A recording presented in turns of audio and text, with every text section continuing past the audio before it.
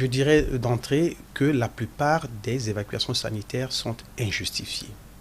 Il s'agit d'abord de poser véritablement le diagnostic de l'urgence et de vérifier si dans l'environnement où l'urgence s'est produite, le patient n'a pas la possibilité de contacter un spécialiste qui serait capable de lever cette urgence, avant que d'évoquer si il y avait défaillance du plateau technique matériel ou alors humain, la nécessité d'une évacuation sanitaire.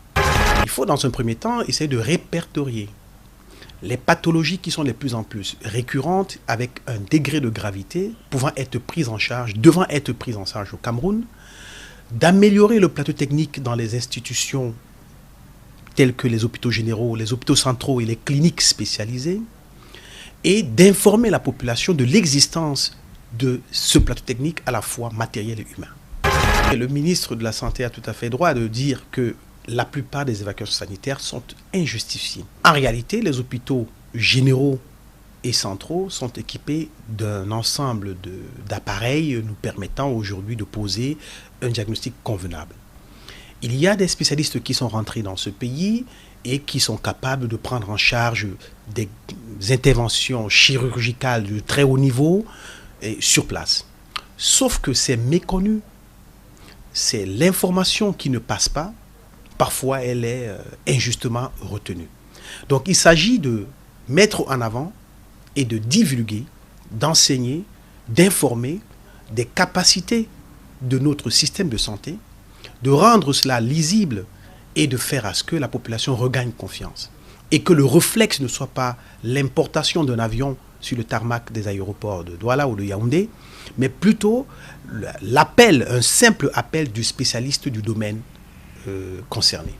En tant que neurochirurgien, nous avons des accidents vasculaires cérébraux, nous avons des hématomes dus à des traumatismes, nous avons des fractures au niveau de la colonne vertébrale entraînant justement des lésions de la moelle épinière.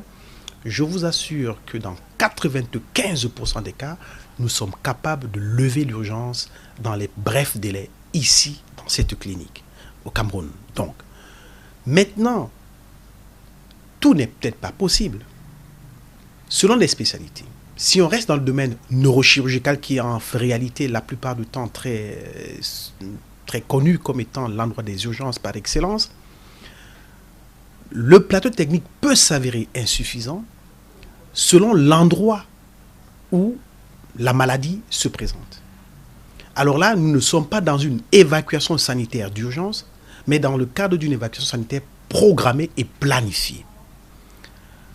Au Cameroun, à présent, je pense que si je tiens en compte les interventions chirurgicales qui sont pratiquées dans les hôpitaux généraux, centraux et dans les cliniques privées de neurochirurgie, par exemple, nous sommes capables quand même de prendre en charge plus de 80 à 85% des pathologies cérébrales de la moelle épinière. De toute façon, c'est le cas dans cette clinique.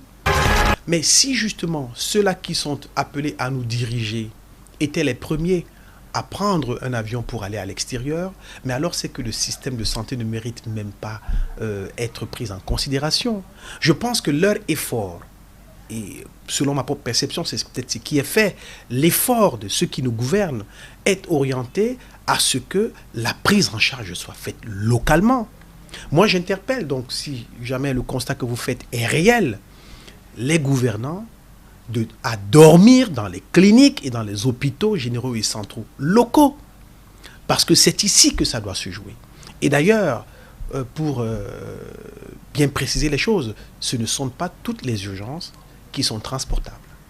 Il faut dire qu'il y a des cas qu'on ne peut pas mettre dans un avion et qu'il faille normalement, purement et simplement, gérer sur place.